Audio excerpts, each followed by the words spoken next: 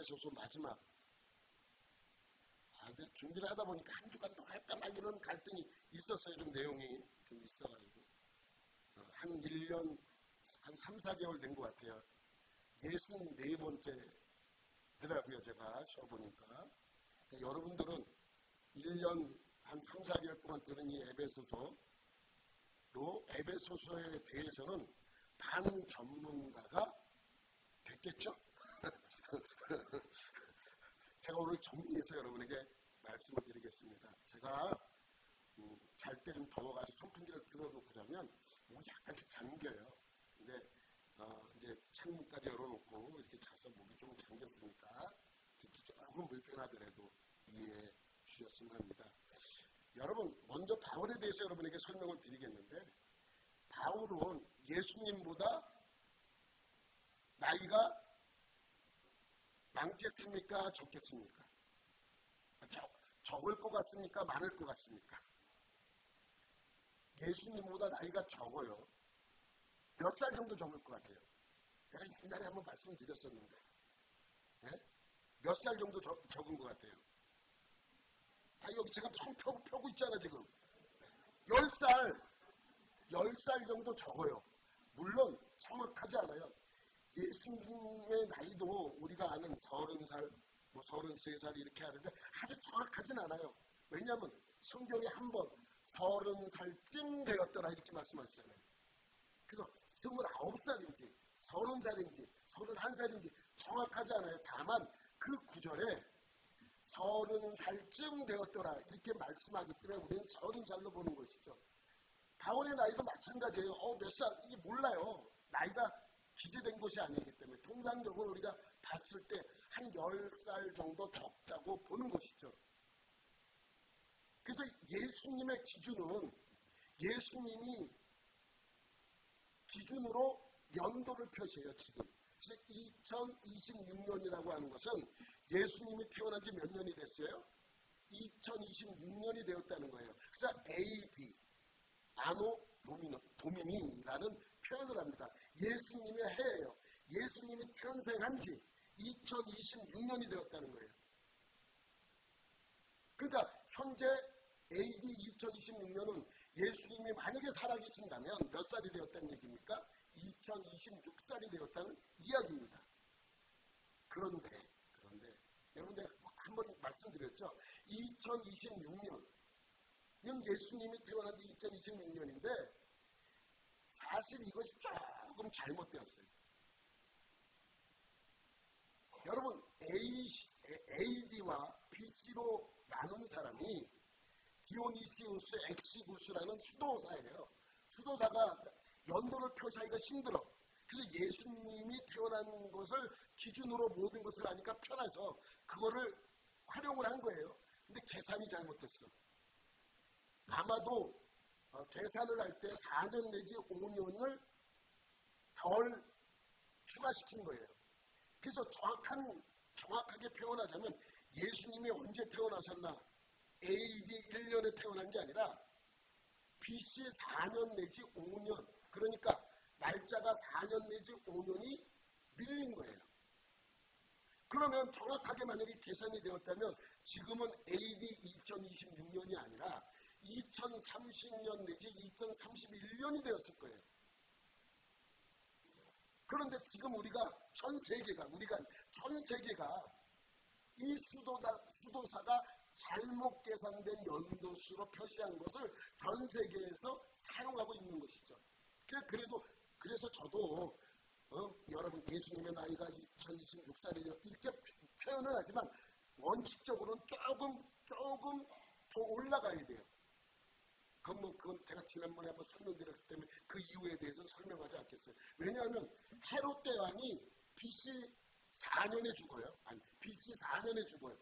그렇기 때문에 죽었는데 예수님이 늦게 태어나서 헤롯의 박해를 받을 수는 없잖아요. 그래서 그 기준으로 봤을 때 이 연도수가 조금 잘못 계산되었다고 하는 것이죠. 그러면 바울이 30살쯤에 다메섹 도상에서 예수님을 만나 회심합니다. 몇 살이요? 30살이에요. 그러면 만약에 예수님이 살아있다면 몇 살이에요? 40살이 됐겠죠. 그런데 AD로 표시하면 몇 년이에요? AD 35년이죠. 우리 그렇게 이제 머릿속에는 기억하고 있어야 돼요. 이게 좀 이해가 돼야 할 것입니다. 여러분, 그러면 사도 바울을 이야기할 때 AD 몇 년으로 여러분에게 이야기하는 것이 편하겠습니까? 아니면 바울 몇 살 때 이렇게 이야기하는 게 편하겠습니까? 여러분, AD 30 몇 년에, AD 50 몇 년에, AD 60 몇 년에 이렇게 하는 건 바울이 30살, 바울이 40살, 바울이 50살 이렇게 표현하는 게 여러분이 더 이해하기 편하겠어요. 어떤 거겠습니까? 나이로 표현하는 게 좀 더 이해하기 쉬울 거예요. 그런데 나이에 5년을 더하면 AD 몇 년이에요. 그렇게 기억하면 돼요. 이걸 좀 빨리 하는데 괜찮아요. 여러분, 이걸 그런 식으로 이해하면 됩니다. 그러면 바울이 회심을 한 게 30세쯤 회심을 한 거예요. 맨 위에 있죠? 회심 30세 혹은 좀 더 일찍, 어떤 분은 뭐 29살, 28살 이렇게 이야기하시는 분도 있어요. 젊었을 때 이제 회심을 한 거죠. 그러니까 20대 때 스테반을 죽이고 다메섹에 가서 거기서 예수 믿는 사람을 잡아서 다시 예루살렘으로 잡아 오려고 하는 그때가 바로 30살쯤 되었을 거예요. 30살쯤에 예수님을 만나게 됩니다. 어디서요? 다메섹 도상에서. 그러면 AD로 따지면 몇 년이에요? AD 몇 년이에요 이때가? 5를 더해도 35년, AD 35년쯤 된 거예요. 그리고 예수님을 다메섹 도상에서 만나서 30살에 만나서 이제 회심을 해요. 회심을 하고 다메섹에 가서 눈도 떠주고 막 이래요. 그러고 나서 아라비아를 방문해요. 3년 동안. 아라비아. 성경에 그건 아라비아에 있었다고 분명히 사도 바울이 편지에 써 있는 걸 보면 3년 동안 아라비아에 가서 있다가 돌아와요. 다시 다메섹으로. 그래서 이 바나바가 이 바울을 데려다가 예루살렘 교회의 사도들과 다른 성도들에게 보이죠. 그들이 사람들이 다 안 믿어. 저놈이 얼마 전에 우리 스테반을 죽인 놈인데 지금 이걸 데려왔다고? 그러니까 두려운 거예요. 저놈은 분명히 이중인격자처럼 가면을 쓰고 나타난 것이다. 우리를 잡으려고. 그러니까 바나바가 막 소개를 아닙니다. 정말 회심했습니다라고 얘기를 하지만 여전히 바울을 믿지 않아요. 그래서 어떻게 해요? 다시 자기 집에 가서 거하게 됩니다. 한 7년 동안 거해요. 그래서 다소라는 곳에 가서 자기 집에서 무슨 일을 했는지, 어떤 일을 했는지 성경에 나와 있지 않지만 아마도 이때 자기가 가지고 있었던 구약 성경의 지식을 가지고 성경을 연구하고 이러한 교리들을 만들어내는 작업을 이때 했을 거라고 추정을 하는 거예요. 성경에 없어요. 그래서 추정이라는 말을 쓰는 것입니다. 이때가 40살쯤 됐어요. 40살. 밤에서 다수에서 자기 집에서 말씀을 연구하고 회당에 가서 또 성경을 보면서 정말 이것이 예수 그리스도에 관한 예언인가 연구하고 또 연구하는 7년 동안 그렇게 했다는 것이죠. 그리고 그렇게 다소에 있었던 집에 있었던 바울을 찾아온 사람이 있어요. 40살 때. 바나바예요. 바나바가 와서 바울에게 요청을 합니다. 바울이 이미 구약 성경에 대하여 많은 것을 알고 있었다는 것을 알고 있었기 때문에 바나바도 그가 교회에 와서 사람들을 가르치면 좋겠다는 생각으로 다소에 있는 바울을 찾아가서 이야기를 하는 것입니다. 우리 좀 와서 도와달라. 그때 바나바는 안디옥 교회에서 성경을 가르치고 있었을 때입니다. 그래서 40살에 바나바에 의해서 이 바울이 안디옥 교회에 가서 교사를 해요. 몇 년 동안? 한 2년 동안. 교사라는 것은 지금 이런 이야기 성경을 제대로 가르쳐주는 교사의 역할을 2년 동안 감당을 한 것입니다. 그리고 나서 42살 때 바나바와 함께 1차 전도 여행을 떠납니다. 2년 동안 42살, 43살 때 이제 1차 전도 여행을 하고 돌아오죠. 그리고 나서 돌아오고 나서 거기서 가만히 머무르는 게 아니라 그때 가장 큰 문제가 뭐였냐면 유대인들 문제, 할례 문제. 그러니까 이 자꾸만 유대인들은 뭐냐면 이방인들이 먼저 예수를 믿고 구원받을 수 없기 때문에 이방인들은 유대인이 되고 유대인이 되기 위해서는 할례를 받아야 돼요. 그래서 유대인이 된 다음에 예수를 믿어야 구원을 받는다고 알려주었기 때문에 이것이 충돌이 일어나는 거예요. 전도여행을 할 때 유대인들하고 충돌이 일어나는 거예요. 아니다. 먼저 유대인이 돼야 된다. 아니다. 예수 믿으면 이방인이나 유대인이나 아무 문제 없다라는 것 때문에 충돌이 일어나요. 그래서 1차 전도여행을 끝나고 사도회가 모여있는 예루살렘 동리에 이 문제를 언급을 하게 돼요. 그래서 그때 발표를 하잖아요. 사도들이 모여서 회의에서 결정난 거는 목매인 것에 이 우상에 절하지만 이런 것만 문제가 있지 할례는 왜 우리가 어려운 그것도 우리도 어려운 것인데 왜 이방인들까지 그 짐을 지게 하겠느냐라고 하면서 할례 문제를 인정하지 않습니다. 그것이 바로 44살 때입니다. 그리고 나서 돌아와서 2차 전도여행을 해요. 2차 전도여행은 3년, 44살에서 47살까지 사역을 한 거예요. 2차 전도여행이에요. 2차 전도여행은 중심지가 어디예요? 고린도예요. 3년이지만 이 3년의 기간 동안에 고린도에서만 1년 6개월 동안 머물면서 복음을 전했어요. 나머지는 다른 지역들 돌면서 전도 사역을 한 것이죠. 그리고 돌아오자마자 또 3차 전도여행을 떠나요. 3차 전도여행을 떠날 때 좀 길어요. 5년 정도. 근데 5년이지만 그 중심지는 에베소예요. 에베소에 있으면서 5년 동안 쭉 있었던 건 아니에요. 어떤 분은 에베소에 있었던 기간은 합쳐서 1년 6개월이라고 이야기하는 분도 있고 2년이라고 이야기하는 분도 있고 3년이라고 이야기하는 분도 있습니다. 오랜 기간 중심지가 에베소 교회였지만 에베소 교회에 있으면서 고린도 교회도 다녀오고 그 주변에 있었던 지역들을 다니게 되는 것입니다. 그래서 5년 동안 3차 정도 여행을 하지만 실질적으로 에베소에서 가장 오래 있었죠. 길게는 3년까지 있었다고 보는 것이 정설이죠. 그렇게 3년 동안 애쓰면서 교회를 키운 곳이 에베소 교회예요. 얼마나 마음적으로 그 에베소 교회가 애착이 가겠습니까? 그리고 3차 전도 여행의 나이가 몇 살이에요? 48살에서 53살이에요.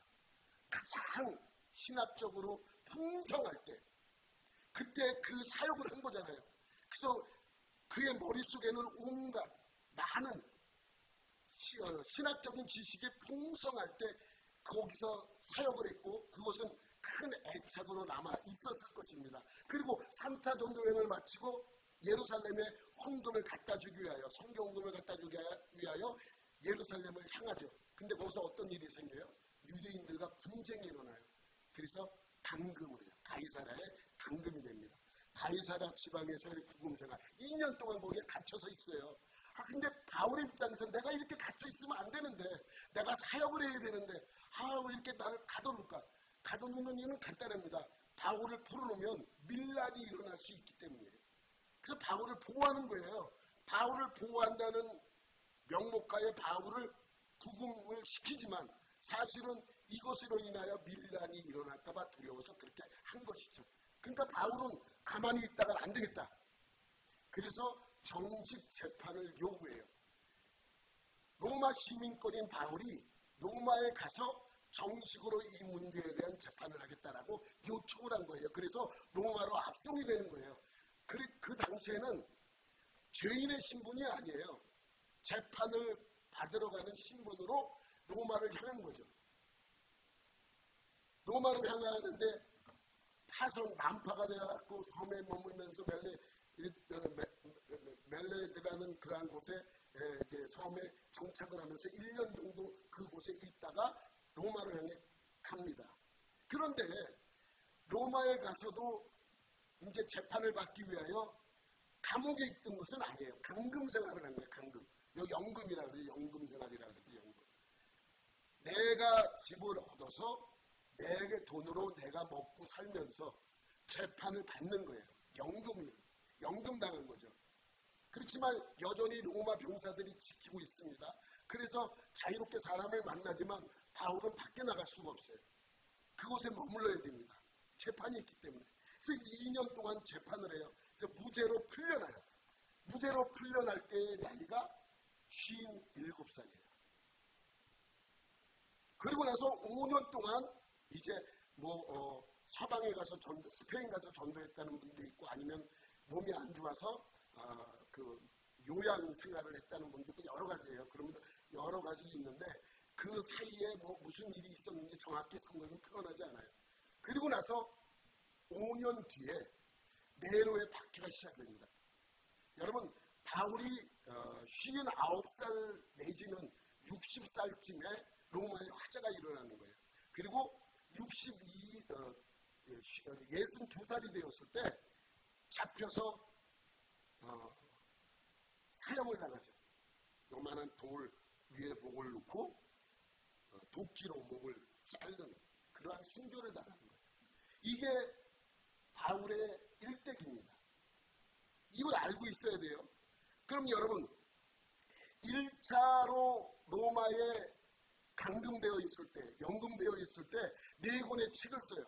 그게 옥중서신이라고 부르는 4권의 성경이에요. 여러분이 잘 아는 오늘 우리가 본문으로 했던 에베소서, 그 다음 빌립보서, 골로새서, 빌레몬서, 이 4권의 책을 1차로 구문되어 있을 때 쓴 거예요. 그래서 옥중서신이라고 얘기를 합니다. 그런데 감옥에 갇혀 있으면서 또 쓴 책이 있어요. 이거는 1차로 감금되어 있을 때가 아니고 2차의 감옥에 완전히 투옥되어 있을 때 쓴 책입니다. 디모데 전서, 후서, 디도서. 근데 이거는 옥중서신이라고 말하지 않고 목회서신이라고 이야기를 합니다. 이유는요, 디모데와 디도의 목회를 위하여 쓴 책이기 때문에 목회서신이라고 이야기를 하는 것입니다. 그러니 에베소서는 언제 쓰였다고요? 1차로 투옥되어 있을 때 쓴 것입니다. 감금되어 있을 때죠. 투옥이 아니라 감금되어 있을 때. 그러면 1차로 감금되어 있을 때 이제 자기가 많은 사람들을 자유롭게 만날 수는 있었어요. 그런데 소식이 들리는 거예요. 무슨 소식입니까? 3년 동안 자기가 황금비와도 같은 그 아주 최고의 그 시간에 교회를 개척해서 에베소 교회를 세웠는데 그 교회에서 일어나는 일들을 듣게 되는 것이죠. 안 좋은 소식이에요. 첫 번째는 뭐냐면 유대인과 유대 그리스도인들과 이방 그리스도인들 간의 분쟁이에요. 여러분, 초대교회에서 그 교회의 리더자들은 대부분이 이방인들이 아니었어요. 유대인들이었어요. 유대인들인 이유는 유대인들은 성경을 많이 알고 있었기 때문에 그 유대인들이 교회에서 성경을 가르치고 말씀을 전했던 것이죠. 그럴 수밖에 없죠. 왜? 성경을 많이 알고 있으니까 유대인이. 이방인들은 별로 모르잖아요. 그래서 자연스럽게 교회의 지도자들은 유대인이 될 수밖에 없습니다. 그런데 이방 지도자들이 언제부터 생겨나기 시작했습니까? 로마 화재 때문이에요. 죄송합니다. 로마 화재가 아니라 글라우디오스의 핍박 때문이에요. 죄송합니다. 글라우디오의 핍박 때문에 이방 지도자들이 생겨나기 시작한 거예요. 왜냐하면 로마에서 글라우디오 황제가 유대인들을 다 쫓아냈잖아요. 그러니까 이방 그리스도인들은 남아있고 유대 그리스도인들은 다 쫓겨났어요. 그러니까 교회가 자연스럽게 이방인도 지도자가 세워질 수 있다는 걸 보여준 거예요. 그래서 성경을 많이 알고 있었던 이방인들을 중심으로 교회가 온전히 세워졌고 그들로 말미암아 복음이 전해지기 시작한 것이죠. 그러니까 첫 번째 문제는 이방 그리스도인들과 유대 그리스도인들 간의 분쟁. 두 번째는 이단들이에요. 이단들. 여러분, 당시의 문제는 뭐냐면 영지주의자들이에요. 모든 것이 흙과 백으로 이분법으로 나눠요. 영적인 건 좋은 거고 육적인 건 나쁜 거예요. 사실 그렇지 않잖아요. 여러분, 천사가 영적인 것이죠. 사탄도 영적인 거예요. 왜 영적인 것이 좋을 수가 있어요? 그렇지 않은데 자꾸만 이분법으로 나누어서 좋은 거 나쁜 거 이렇게 분리시키니까 교회의 문제점이 많이 나오게 되는 것이죠. 그것이 바로 이단 사상들, 영지주의 사상들이에요. 요즘 말하자면 교회를 통해서 교회와 같은 비슷하게 꾸며서 이야기하지만 이단들이 교회를 통해서 나타나기 시작했잖아요. 여러분이 잘 아는 통일교도 그렇고 천부교도 그렇고 신앙촌 또 하나님의 교 안상홍회도 마찬가지고 또 신천지도 마찬가지예요. 또 JMX도 마찬가지죠. 성경을 교묘하게 이상하게 풀이를 함으로써 사람들을 미혹하게 하는 것입니다. 그 당시에도 마찬가지예요. 이단들이 등장해서 교회를 미혹시키기 시작한다는 거예요. 잘못된 가르침이 교회에서 있는 것이죠. 여러분 지금은 이단 그 다음에 정통 이렇게 나눠서 구분이 돼서 우리가 그걸 알 수 있기 때문에 막을 수 있는데 이 당시엔 그런 게 없잖아요. 내가 베드로의 가르침을 갖고 왔어. 내 말 들어. 막 이렇게 막 가르치면 이상한 교리를 가르친단 말이죠. 그게 교회에서 문제가 일어날 수밖에 없죠. 세 번째는 믿는 사람들이 여전히 죄 가운데 있는 거예요. 여러분 교회에서 안 하고 욕심이 있고 시기와 질투가 있다면 교회가 아니잖아요. 근데 에베소 교회는 그게 여전히 남아있는 거예요. 여러분 아시다시피 에베소는 세계에서 가장 큰 아데미 신전이 있었어요. 그곳에 와서 사람들이 뭐랍니까? 여신을 섬기는 거예요. 음란을 섬기는 것입니다. 음란한 죄가 있던 그곳에 가서 여전히 그들은 죄에 빠져서 살고 있는 거예요. 사람들이 바뀌지 않는 거예요. 그나마 자기가 있을 땐 그걸 막았었는데 바울이 빠져버린 그 혼란스러운 그 교회에 여전히 교인들이 그곳에 가서 그러한 생활을 하고 있는 것이죠. 이런 이야기를 들었던 바울은 어떻습니까? 저 같으면 화가 났을 거예요. 이 미친 그러면서 내가 어떻게 가르쳤는데 내 이 황금기의 시기에 너희들을 가르쳤는데 너희는 이것밖에 안 되냐고 화를 내야 되죠. 너희가 어떻게 이럴 수 있냐고. 다른 곳은 몰라도 너희는 그러면 안 된다고 그렇게 화를 내야 되는데 따져야 되는데 바울은 그렇지 않아요. 바울은 다시 한번 오늘 제목과 같이 복음의 비밀을 설명해 줍니다. 18절 19절 한번 읽어보죠. 시작. 모든 기도와 간구를 하되 항상 성령 안에서 기도하고 이를 위하여 깨어 구하기를 항상 힘쓰며 여러 성도를 위하여 구하라. 또 나를 위하여 구할 것은 내게 말씀을 주사 나로 입을 열어 복음의 비밀을 담대히 알리게 하옵소서 할 것입니다. 여러분 지금 바울은요 이 에베소서를 가르쳤어요. 이 에베소서의 내용도 복음의 비밀이라고 설명하고 있는 것입니다. 그러니까 에베소서 교회는 당시 구약 성경에 숨겨져 있던 복음의 비밀을 다시 한번 그들에게 알려주고 있는 거예요. 물론 바울이 있을 때도 그것을 끝없이 가르쳤고 알려주었는데 다시 한번 이 복음의 비밀을 설명하고 있는 것이죠. 여러분 사도 바울이 쓴 서신서 중에서 구원론을 집중적으로 다룬 성경은 로마서와 에베소서입니다. 기억나시잖아요. 예전에 한번 말씀드렸는데 로마서와 에베소서는 하나님의 구원에 대하여 집중적으로 설명해 놓은 책이에요. 뭐라고요? 에베소서와 로마서입니다. 초신자들에게 중요한 거는 로마서예요. 근데 예수를 많이 믿고 오랜 기간 동안에 하나님의 말씀을 들은 사람은 에베소서가 참 중요하다는 걸 느껴요. 똑같은 내용인데 조금 달라요. 어떻게 다른지 쉽게 설명을 드릴게요. 다시 한번. 로마서는 위로부터의 구원, 아래로부터의 구원을 설명한 책이에요. 다시 말하면 죄인된 우리가 어떻게 하면 구원을 받을 수 있는지 설명한 책이 로마서예요. 내 입장에서, 사람의 입장에서, 죄인된 인간의 입장에서 쓴 책이 바로 로마서라면 에베소서는 위로부터의 구원을 설명한 책이에요. 하나님이 우리를 구원하시기 위하여 어떻게 하셨는지 기록한 책이 바로 에베소서입니다. 그러니까 구원에 대해 로마서는 인간의 입장에서 쓰였다면 에베소서는 구원하신 하나님의 입장에서 쓰여진 것이죠.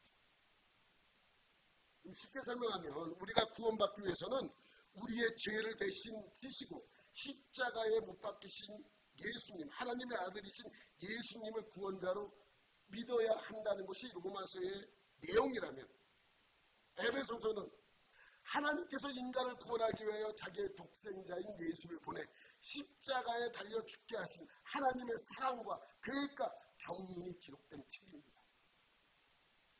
똑같이 구원론을 다루고 있는데 로마서는 구원받는 인간의 모습을 보여주었다면 에베소서는 어떻게 해서든지 인간을 구원해 내시려고 하는 하나님의 간절한 모습을 보여주고 있는 것입니다.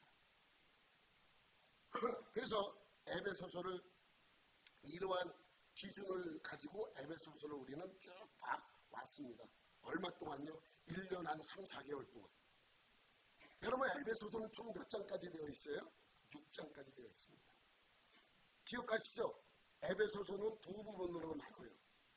하나는 1장과 3장까지, 또 하나는 4장과 6장까지. 1장과 3장까지의 1장에서 3장까지의 내용은 우리는 무엇을 믿는가? 라는 내용이에요. 4장부터 6장은 믿는 우리는 어떻게 살아가야 하는가?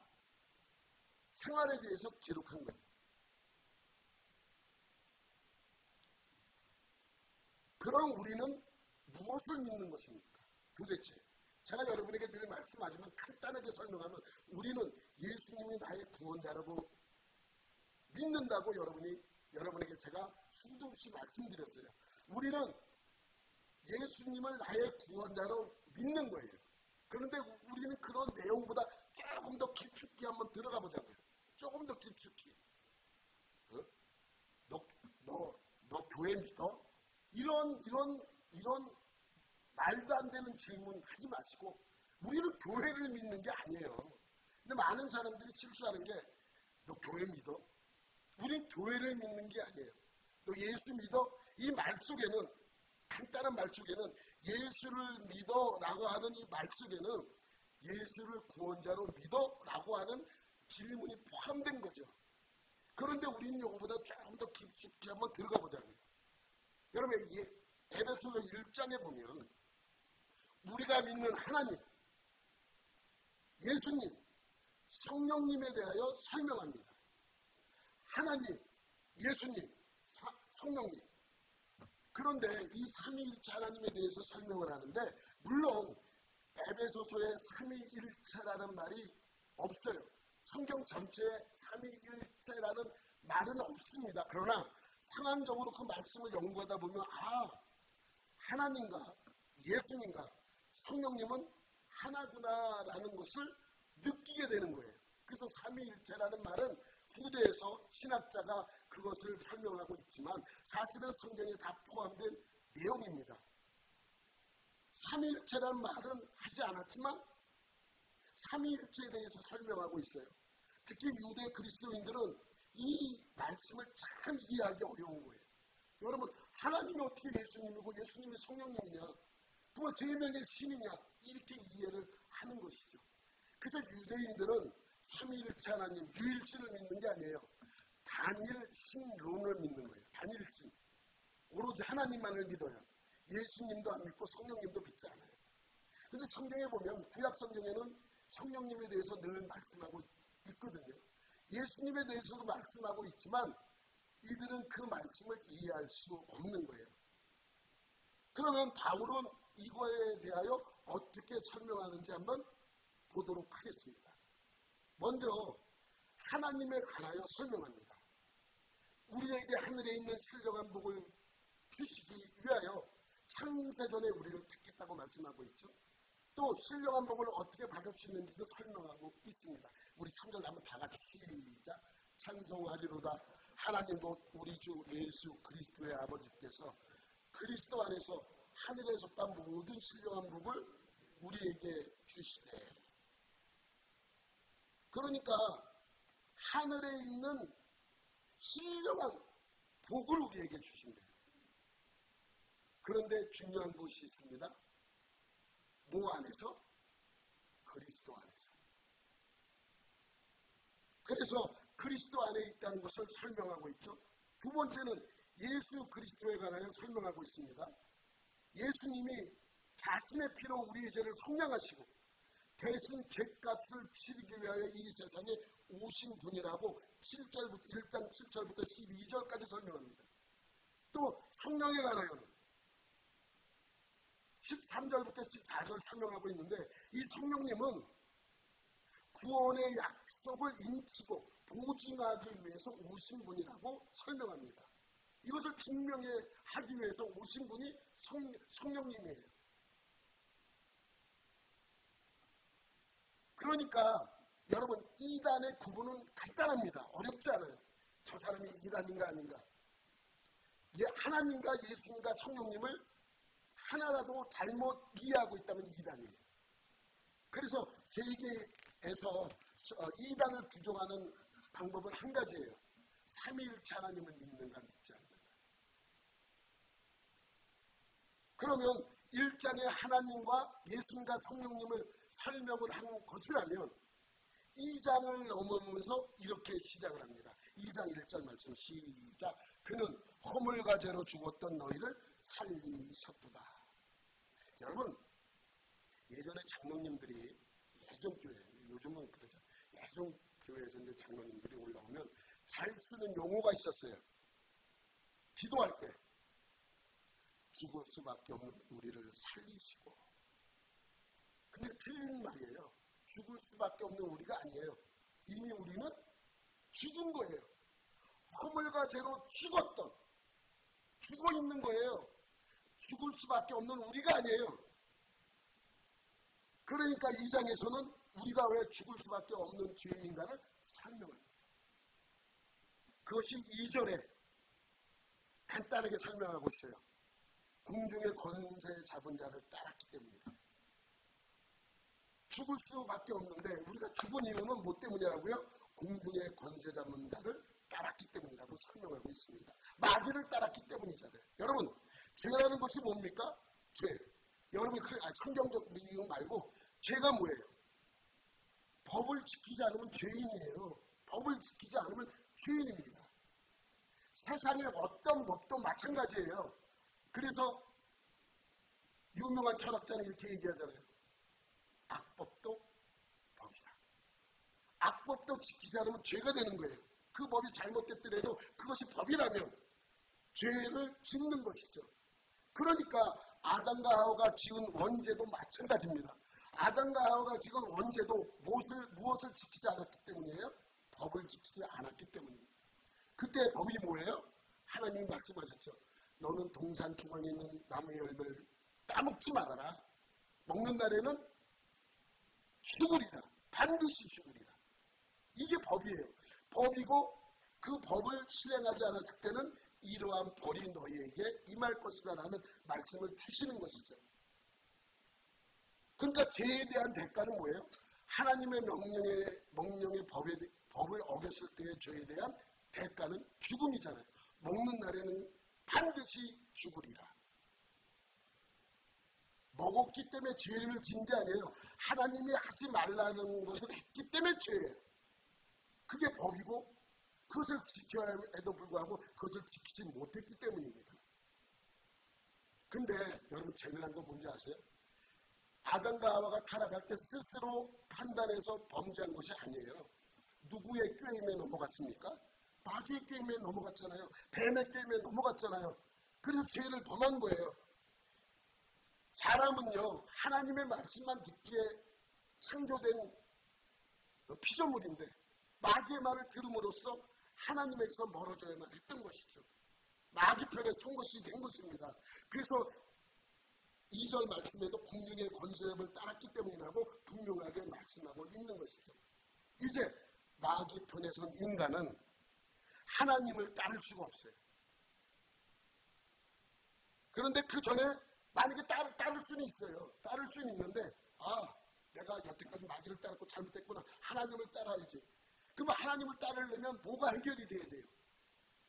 죄가 해결이 돼야 돼요. 죄의 값은 사망이에요. 내가 죽어야 하나님을 따를 수 있는 거예요. 아니 살기 위해서 하나님을 따르려고 그러는데 죽어야 된다면 하나님을 따를 필요가 뭐가 있어요? 그잖아요. 이래도 죽고 저래도 죽는데. 그잖아요. 그런데 그 죄값을 대신 치러주신 분이 있다는 것입니다. 누구예요? 예수님이잖아요. 그 죄값을 내가 치러줄게. 그래, 네가 오고 싶어. 오면 죽어. 그러니까 잠깐만 기다려. 내가 죽은 뒤에 와. 이 말씀입니다. 그래서 성경에는 주구장창 죄의 값은 무엇이라고 설명하는 거예요? 죽음이라고 설명하는 거예요. 죄의 값은 사망이야 라고 계속해서 설명하고 있는 거예요. 그 죽음을 대신 당하신 분이 예수님입니다. 우리를 위하여 십자가에서 죽어주신 예수님. 그래서 십자가로 이룬 평화라고 말씀하고 있는 것입니다. 2장 16절 말씀. 2장 16절에 또 십자가로 이 둘을 한 몸으로 하나님과 화목하게 하려 하십니다. 원수된 것을 십자가로 소멸하시고, 십자가로 소멸됐기 때문에 십자가의 죽음은 평화를 잃은 죽음이라고 우리가 설명하고 있는 것입니다.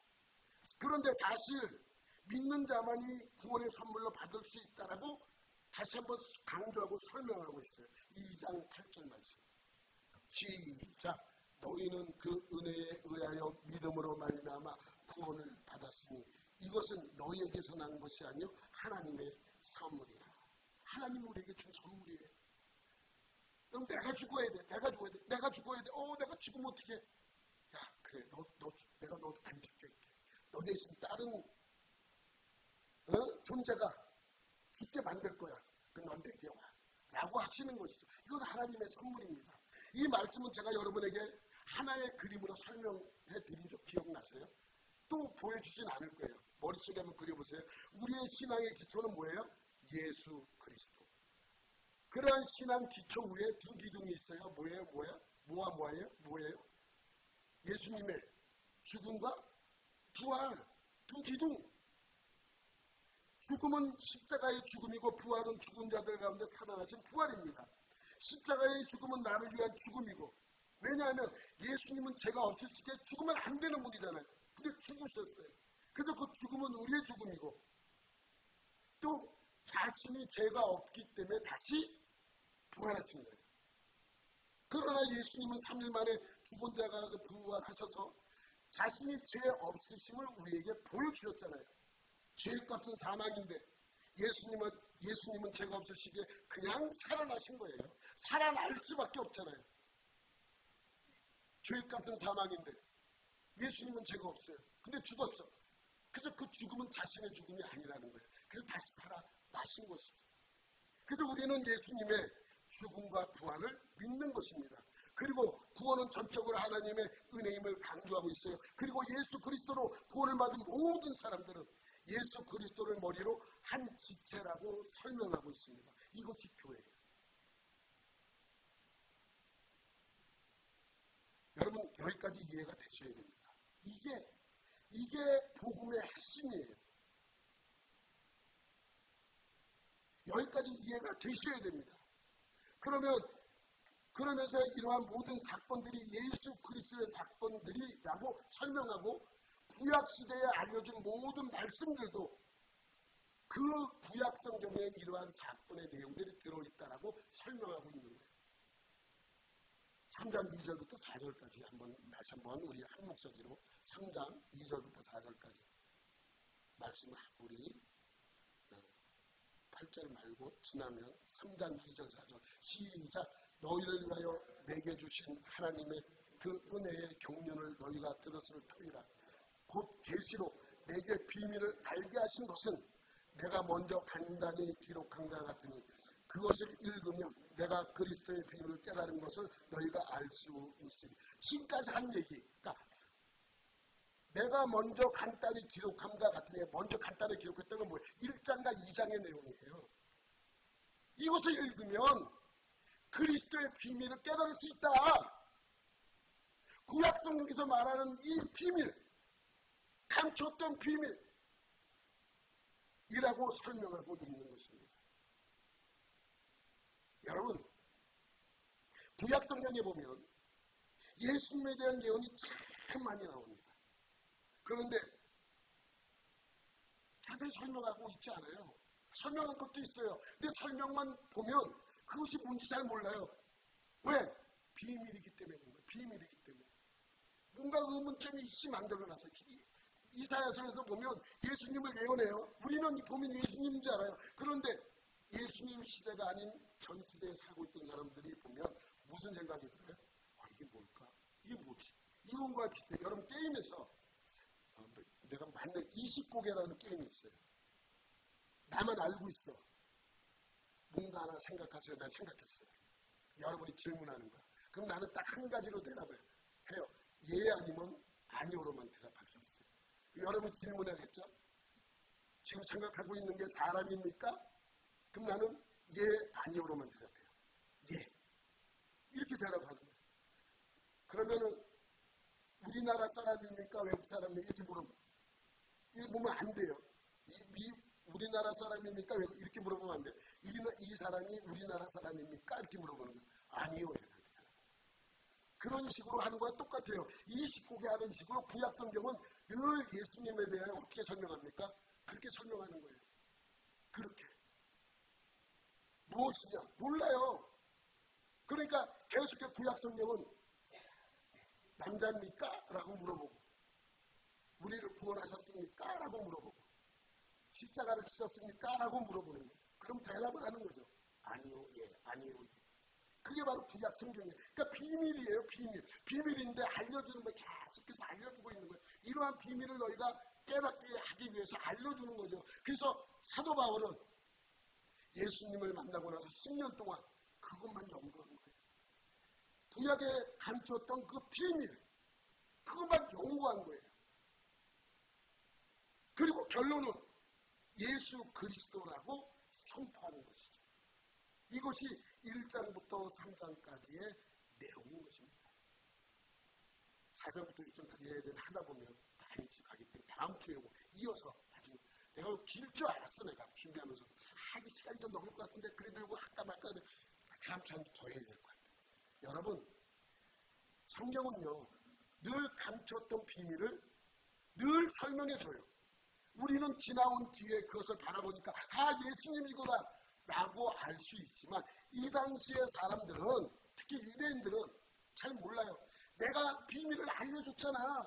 내가 비밀을 너에게 보여줬잖아. 내가 가르쳤고 앞에서 1장과 2장에도 너에게 설명했잖아. 이것을 알아야 돼 라고 말씀하고 있는 것입니다. 여러분 감추었던 비밀이 무엇이라고요? 예수 그리스도입니다. 그분만이 나의 구원자고 그분만이 나를 그 놀라운 은혜를 주시는 분이라는 것을 우리는 고백해야 되는 것입니다. 오늘 하루도 그 고백을 하는 여러분들이